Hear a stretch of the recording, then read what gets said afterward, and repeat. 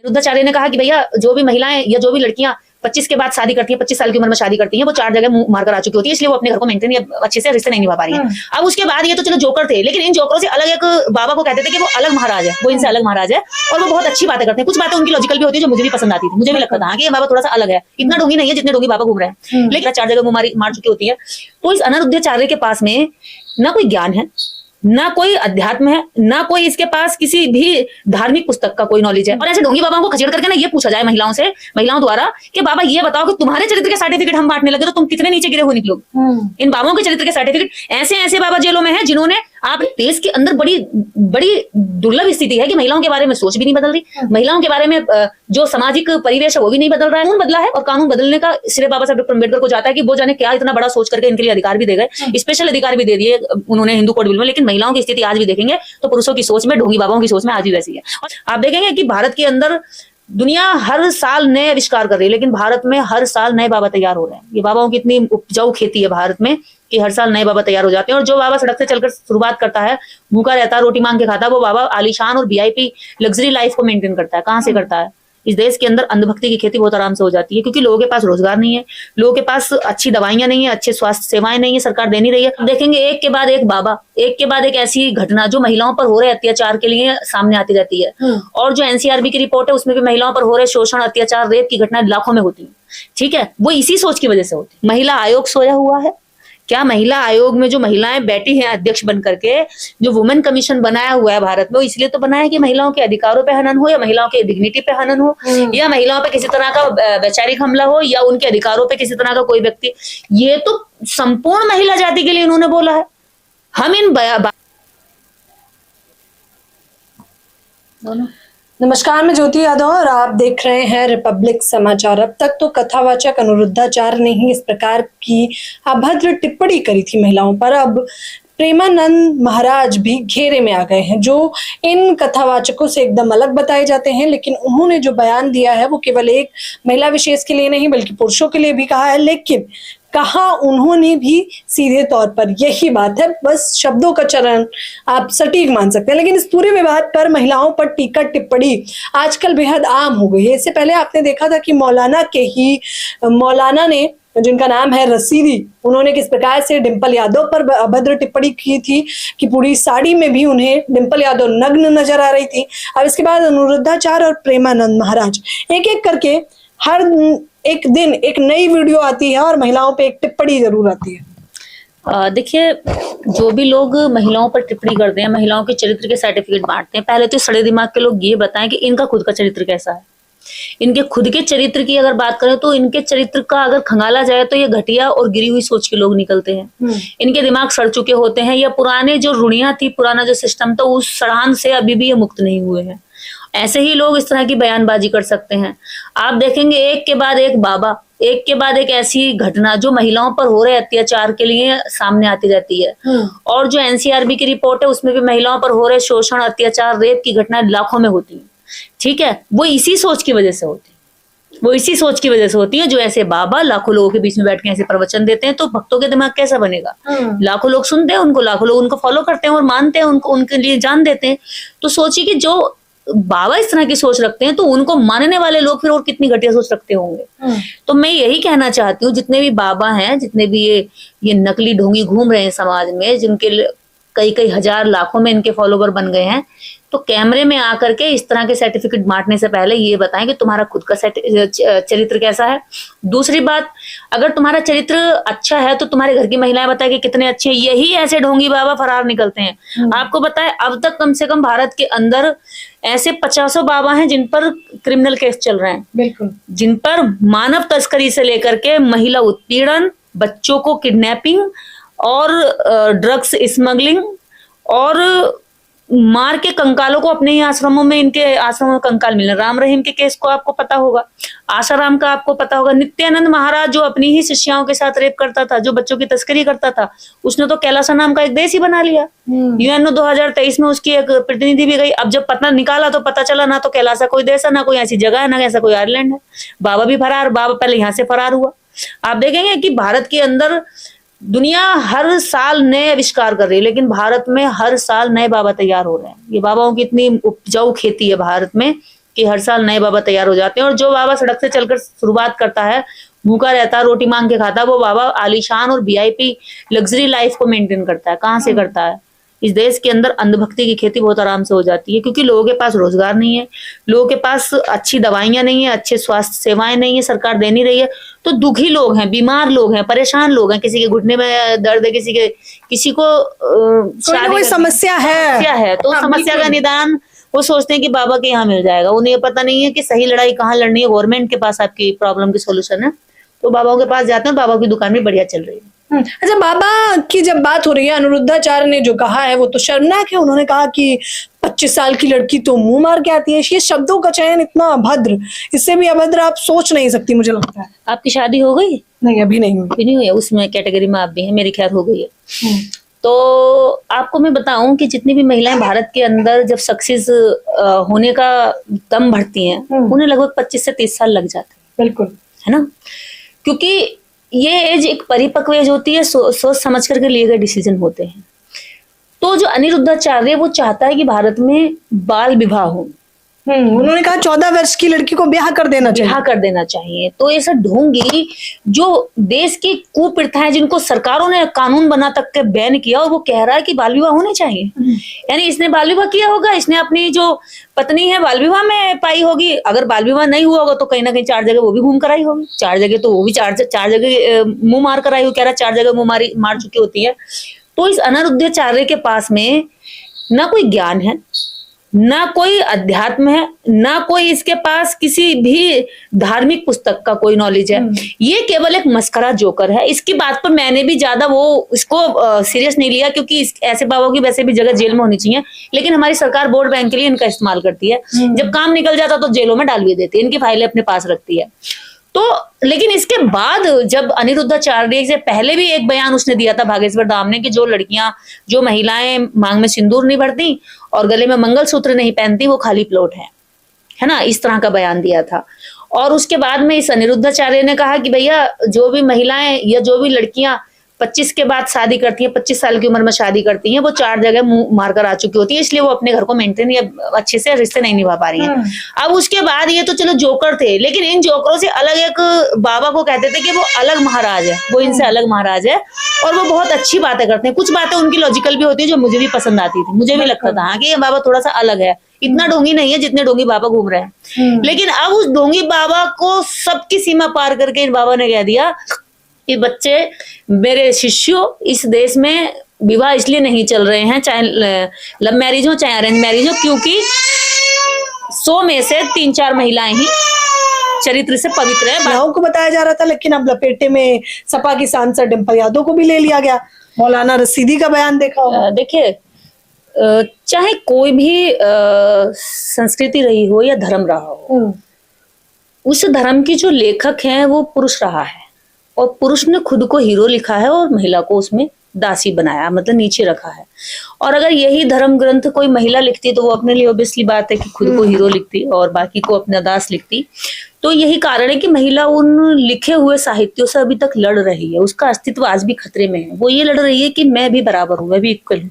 भले संविधान ने, बाबा साहब डॉक्टर अम्बेडकर ने हिंदू कोड बिल में स्पेशल अधिकार भी दे दिए, समान अधिकार भी दे दिए, उसके बावजूद आज भी सामाजिक सोच में महिलाओं के लिए समानता नहीं है। आप देखेंगे कि अभी आपने पिछले कुछ दिन पहले 2-3 घटनाएं ऐसी हो गई थी। एक महिला ने अपने पति को हनीमून पर मार दिया था, एक महिला ने ड्रम में मार दिया था। हाँ। तो ये 2-3 घटनाएं पूरे देश को हिला गई, सारा पुरुष वर्ग हिल गया। लेकिन महिलाएं तो रोज मारी जा रही हैं, हर साल लाखों महिलाएं मारी जा रही हैं, महिलाएं फिर भी नहीं दहशत में। तो सोचिए कितनी स्ट्रोंग है महिला शक्ति जो है, फिर भी पुरुष के साथ रहती है। डोमेस्टिक वायलेंस में केसेस जो है 99.9% महिला के साथ होते हैं, पुरुष के साथ तो नहीं होते ना। डोमेस्टिक वायलेंस किसके लिए बना कानून? महिला के लिए ना, क्योंकि महिला पर होते हैं। वहीं पे पुरुष पे होते तो पुरुष के भी केसेस आते, लेकिन नहीं होते। वो डबल काम करने के बाद भी शोषित है, उसके बाद भी एक भयंकर क्रूर आदमी के साथ भी जीवन गुजार देती है। लेकिन पति थोड़ी सी भी क्रूर पत्नी मिल जाए तो डर जाता है, उसको लगता है यार अब जीवन काटना बड़ा मुश्किल है। या और बहुत सारी चीजें, ये एक व्यक्तिगत जीवन की बातें होती है, कौन कैसे अंडरस्टैंड करता है। लेकिन बात यहाँ पर है कि महिलाओं के प्रति जो सोच है पुरुषों की, वो चाहे मौलाना हो, सीधी की हो या फिर अन्य कथावाचक या कथावाचकों की हो, या फिर किसी धर्म ग्रंथ की हो, किसी मंदिर में घुसने की हो, किसी चर्च में पादरी बनने की हो, या किसी मस्जिद में मौलाना बनने की हो, या किसी मंदिर में पुजारी बनने की हो, या मंदिर में पुजारियों द्वारा देवियों के कपड़े बदलने की, उनके श्रृंगार करने की, उन्हें नहलाने धुलाने की हो। अभी तक महिलाओं के साथ जो भी सोच रही है वो पुरानी धार्मिक सोच से ही चली आ रही है, और वो सड़ी गली सोच वही दिमागों में चलती है। यही कारण है कि आज भी बाबा इस तरह के बयान देते हैं। अनिरुद्धाचार्य कह रहे हैं कि भैया 25 साल की महिलाएं जब शादी करती हैं तो वो 4 जगह मुंह मार के आ चुकी है। जवान हो चुके होते हैं, जवानी कहाँ निकालेंगे। हाँ देखिए, तो अब ये जो बाबा बोल रहे हैं, पता है मैं ये बाबाओं की बात से कहीं ना कहीं मैं सहमत हूँ, क्योंकि इन बाबाओं के जो आश्रम में आने वाली औरतें हैं, इन बाबाओं से इनके कुकर्मों के साथ कुछ हद तक महिलाएं सहमत हो जाती हैं, कुछ हद तक इनके साथ सहमत हो जाती हैं, और कुछ हद तक जो 2-4 महिलाएं नहीं होती हैं, कई बार वही महिलाएं इनको जेल भी भेज देती हैं। जो सहमत नहीं होती वही तो जेल भेजेगी, जो सहमत है वो तो सहमत है, वो तो एंजॉय बराबर प्लस का हो रहा है। तो वो सही बता रहा है, वो जो आंकड़े दे रहा है वो अपने पंडाल में बैठी हुई महिलाओं के दे रहा है, कोई सा भी बाबा दे रहा है, क्योंकि वहां पे आने वाली महिलाओं को उन्होंने जांचा है, परखा है, उनके साथ डेली के केसेस आ रहे हैं, उन्हें पता है। तो वो अपने पंडाल में बैठी हुई महिलाओं के बारे में दे रहा है। ये तो वहां बैठी हुई महिलाओं को सोचना चाहिए कि जूता उठा और इसके मुंह पर कब बजाए। हमारे जैसी महिलाओं के बारे में हमारे सामने बैठ के दे दो तो अभी उठा करके उसको उल्टा कर देंगे, टांग देंगे कहीं भी, और चलेगा मुकदमा अलग, जाएगा जेल अलग।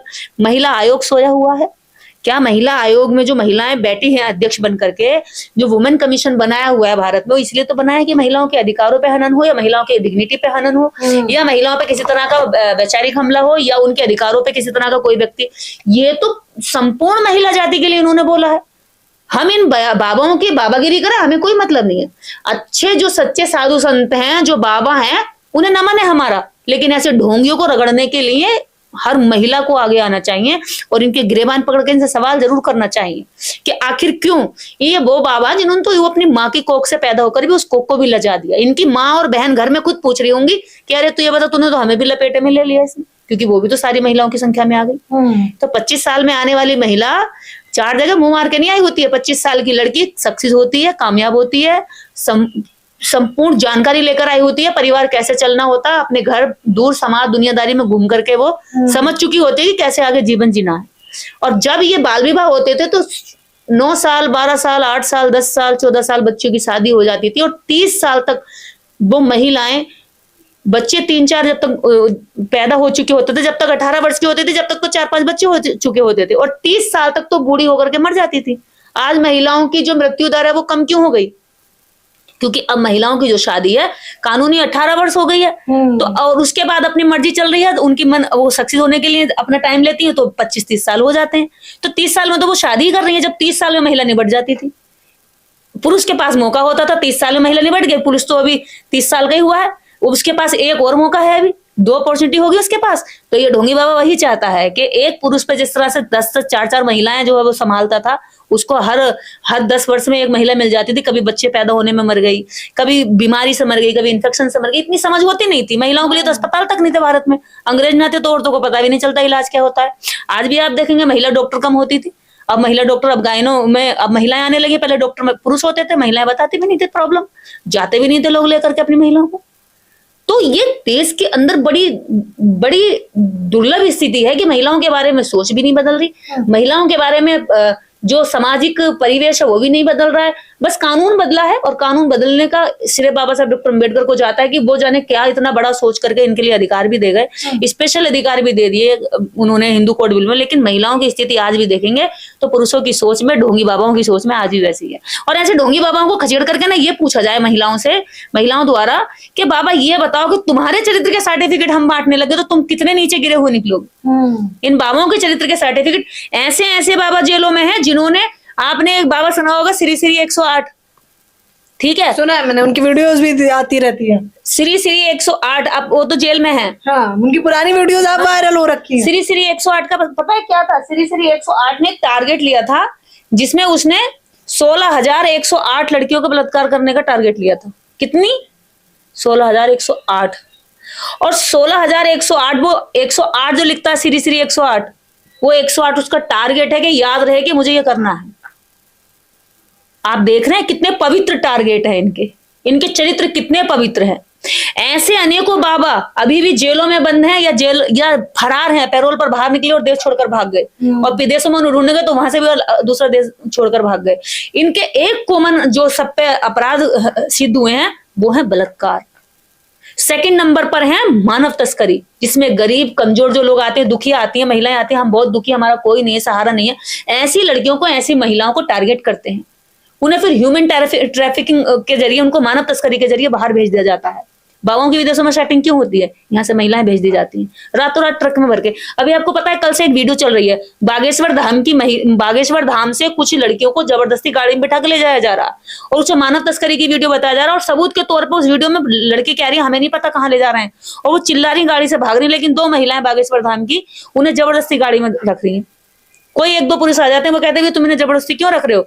तो वो कहते हैं कि हमें नहीं, कि वो बागेश्वर धाम की है, कि कहीं की भी हो जबरदस्ती थोड़ी ले जाओगे तुम। महिलाएं लड़कियां नहीं जाना चाहती, वो रो रो के कह रही है कि हम नहीं जाना चाहते, हम तो यहाँ रह के सेवा करने के लिए आए थे, हमें क्या पता था कि कहाँ ले जा रहे हैं यहाँ से, और हमें बता भी नहीं रहे हमें कहाँ ले जा रहे हैं, जबरदस्ती खींच करके बाल पकड़ के। और वो महिला कह रही मेरे पास वीडियो मैं भी आपको दूंगी, आप यू लगाइएगा चैनल पे। तो ये ऐसे बाबा जो महिला रेप में, ये रेप में फंसे हुए कॉमन केस है इन पर, सब पर, महिलाओं पर रेप, बच्चों की तस्करी, उनकी किडनैपिंग, दूसरा जो ड्रग्स स्मगलिंग होती है, इनके आश्रमों से आसानी से चली जाती है। क्यों? सतपाल महाराज के यहाँ तो अवैध हथियार थे, जो भारत से विदेशों तक में अवैध हथियार सब तस्करी करता था। तो इन बाबाओं के यहाँ पे हर तरह के अवैध काम होते, क्योंकि आश्रमों में ये कुछ पालतू वो पाल लेते हैं अपने, अगर कोई आएगा छापा भी मारने, कोई आएगा भी जांच करने, तो पहले से ही बहुत इनको कवर कर देते हैं। लेकिन कह रहे हैं कि कथावाचक जो लोग हैं वो बात तो कह रहे हैं, सही कह रहे हैं, आजकल शादियां इसलिए नहीं चल रही क्योंकि लड़कियां 4 होटल का खाना खा चुकी होती हैं, और लड़के भी खा के आ रहे हैं, इसीलिए तो नहीं चल रही है। केवल अपराध दोष केवल महिला पर क्यों, स्त्री पर क्यों? आपको पता है पेरियार अब से 150 साल पहले कितनी बड़ी बात कहते थे। पेरियार कहते थे कि स्त्री और पुरुष को ये होना चाहिए, अगर पुरुष को अगर स्त्री पसंद नहीं तो वो छोड़ देता है, लेकिन स्त्री के साथ चाहे कोड़ी हो, अपाहिज हो, लंगड़ा हो, लूला हो, शराबी हो, या किसी भी तरह का चरित्र से गिरा हुआ आदमी हो, लेकिन उसको ये समझाया जाता है कि तेरा जीवन यहाँ से कटेगा, पूरी जिंदगी तू यहाँ है। अर्थी तेरी माँ के घर से उठी है, तो डोली तेरी माँ के घर से उठी है, तो अर्थी तेरी पति के घर से उठनी चाहिए। इतने भारी भारी शब्दों के नीचे दबा करके लड़कियों को, औरतों को अब तक दबाया गया था। अब जब वो पढ़ रही है, शिक्षित हो रही है, आगे बढ़ रही है, तो उन्हें पता चलता है कि इसमें कुछ है ही नहीं। जान कह रहे पतिव्रता रहना है या नहीं, एक संयम बना के रखना। महिला वो होती है जो घर संभाल कर चले, आगे कुल को बढ़ाए, और पति क्या होता है, बाहर रह के 4 जगह मुंह मार कर रोज आ रहा। वो 25 साल में 4 जगह मुंह मारी, और पति एक दिन में ही 4 जगह मुंह मार के आ रहा। फिर सही कहा था पेरियार ने कहा जब पवित्रता की बात आती है, शुचिता की बात आती है, चरित्र की बात आती है, इन तीनों शब्दों में जब बात आती है, जब ये शब्द बोले जाते हैं, तो किसी के भी दिमाग में आदमी नहीं घूमता। कौन घूमती है? महिला, औरत घूमती है। यानी तीनों शब्द औरत के लिए बना करके औरत को दबाने का काम किया गया, जबकि घटियापन आदमी का था। अगर वैश्यालय खुले हैं तो वहां जाता कौन है? औरतें तो नहीं जाती ना, उन वैश्यों के पास कौन जाता है? आदमी जाते हैं। और आदमी जाते हैं, आदमी बदनाम नहीं है। जिनके लिए खुली हुई दुकानें हैं, सामान लेने वाले बदनाम नहीं है, वहां पे वो लोग बदनाम है जो किसी ना किसी आदमी के द्वारा छल करके वहां पहुंचाई गई होती। तो जो पेरियार ने कहा वो बहुत बेहतरीन शब्द गए कि इस देश के अंदर सबसे ज्यादा अगर दमन किया है तो वो पवित्र, सुचिता और चरित्र जैसे शब्दों ने किया है औरतों का। और औरतों को जिस दिन इससे मुक्त हो जाएंगे उस दिन कोई भी उनको कुछ बिगाड़ नहीं पाएगा। कह रहे हैं अकेले रह कैसे पाएंगी आपका धर्म क्या है? आपका कर्म ये है कि पहले पिता, फिर भाई, फिर पति, फिर बेटा। हाँ, तो मनुस्मृति यही तो कहती है कि जन्म के बाद आपका पिता आपका रखवाला होगा, मतलब आप कंट्रोल करने वाला होगा, फिर पति से पहले भाई भी होगा, और फिर पति के बाद बेटा होगा। एक बेटा सिखाता है अपनी माँ को कि अरे तुम्हें क्या पहनना है, तुम्हें क्या खाना, तुम्हें क्या उठना, जिसे पैदा किया है। मतलब जिसको मूर्ख बताते उस मूर्ख औरत ने सारे ज्ञानी पैदा कर दिए। वो मूर्ख है लेकिन सारे ज्ञानी उसने अपनी कोख से पैदा कर दिए। तो इतनी घटिया सोच जो मनुस्मृति कहती है, ढोर गवार पशु शूद्र नारी सकल ताड़ना के अधिकारी, ये वही पर चलने वाले लोग हैं। अभी संविधान को उन्होंने ना जाना है, ना उसे स्वीकार किया है, ना उसको मानते। मैं तो ये मानती हूँ इस जाति की जितनी भी जो महिलाएं हैं ना, विशेषकर वो महिलाएं जो ये इनके यहाँ जाती है पंडालों में, चाहे कोई भी हो, वो महिलाएं ये पूछ ले एक बार कि बाबा ये बताओ कि अगर यही कानून तुम पर लागू हो जाए, कल को ये कानून महिलाओं के हाथ में हो और तुम्हारे लिए रख दे जाएं ये सारे पवित्रता के शब्द, शुचिता के शब्द और चरित्र के शब्द, फिर तुम कैसा जीवन जियोगे? अरे समय बहुत तेजी से बदल रहा है और यही ढोंगी बाबा ना इतनी तेजी से बदलेंगे कि जो लड़कियों के हाथ में अगर पावर आ गई तो ये इस कदर जो है लड़कियों के साथ में उनको इतना ज्यादा परेशान कर देंगे कि वो कहीं ना कहीं ऐसे बाबाओं से बदला ले लेंगी। कह रहे चरित्रहीन कहेगा समाज आपको। हाँ, चरित्र होता क्या है? चरित्र की क्या परिभाषा है? क्या है परिभाषा? चरित्र की परिभाषा क्या है? चरित्र की परिभाषा होती है विचार, सोच, काम, आपकी योग्यता, आपकी काबिलियत क्या है, यह है चरित्र। चरित्र वो नहीं है जिसको ये सोचते हैं शरीर चरित्र है। और शरीर की अगर चरित्रता की बात करें तो ये सबसे घटिया और गलीच लोग होते हैं, जो दिन भर में जाने जितनी पंडाल में बैठी हुई औरतें होती है ना, उसमें से सुंदर सुंदर लड़कियां देखते हैं ये लोग। और इन्हीं घटिया बाबाओं की कहानियां, वीडियो और ऑडियो पूरे देश में वायरल होती है। फिर इन्हीं बाबाओं को जेलों में जाकर के फांसी की सजा सुनाई जाती है। अभी बाबाओं का नंबर है। देखिए, बाबा सरकारों के होते हैं। कुछ बाबा कांग्रेस ने पाल रखे थे, कांग्रेस चली गई, बीजेपी आई तो बीजेपी ने उनको बंद करा दिया। अब बीजेपी अपने बाबा पाल रही है। जिस दिन इनकी सरकार गिरेगी ये बाबा जेल में होंगे। तो ये इस्तेमाल किए जाते हैं, लेकिन ये कई बार जोश में होता क्या है, कई बार अपने आप को ज्ञानी समझ बैठकर कुछ भी निकाल देते हैं। दिमाग में जो कचरा भरा है वो कई बार उड़ेल देते हैं। अब सोचिए, जब कैमरा नहीं था, तुम लोगों तक ये बातें नहीं आती थी, तब कितना अनर्गल बोलते होंगे, किस तरह से लोगों का ब्रेन वॉश करते होंगे। आज तो कैमरा है, हम तक, आप तक बात पहुंच जाती है, तो चर्चा कर रहे हैं, हम चर्चा कर रहे हैं, उस बात का हम जवाब भी दे रहे हैं, है ना, खंडन कर रहे हैं। लेकिन जब ये कैमरा नहीं थे तो ये कितना लोगों का ब्रेन वॉश करते होंगे। आपने देखा, दिल्ली में ही एक परिवार ने 7 लोगों को आत्महत्या मतलब लगा ली, क्योंकि बाबा ने कहा था कि वो ये ऐसा करने मुक्ति मिलेगी। ये एक ने बिजनेस डाउन जा रहा था तो बाबा ने कहा कि तुम्हें कुछ ऐसा करना होगा जो कल्पना से परे हो, तुम्हें यहाँ नहीं स्वर्ग में जाकर के एक अच्छा रास्ता, अच्छा बिजनेस मिलेगा। वो मर जाते हैं, पूरा बिजनेस परिवार मर जाता है। और कितने लोग अपने बच्चों की बलि दे देते हैं ऐसे ढोंगी पाखंडी बाबाओं कहने में आके। कितने लोग बेटे की चाह में बेटियों को मारवा देते हैं। और ऐसे बाबा, आपने पता होगा, पुष्कर धामी ने अभी पिछले 1 महीने पहले ऐसे 25 बाबा ढोंगी उत्तराखंड के अंदर पकड़वाए, जो कि इस तरह का स्कैम चला रहे थे। जिस दिन यूपी उत्तराखंड के जैसे यूपी में भी पकड़ने लगे तो यूपी, मध्य प्रदेश, राजस्थान, पंजाब और ये आपका हरियाणा, यहाँ पे भी 50 बाबा मिलेंगे। मुझे एक बात जाननी है, और मुझे लग रहा है कि आप इतनी बातें सुनकर ये सोच रहे होंगे, हालांकि कई सारे लोग कथावाचकों के समर्थन में भी हैं।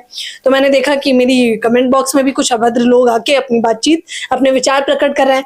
तो आप क्या चाहती हैं कि लड़कियां 4 जगह खाना खाकर आए?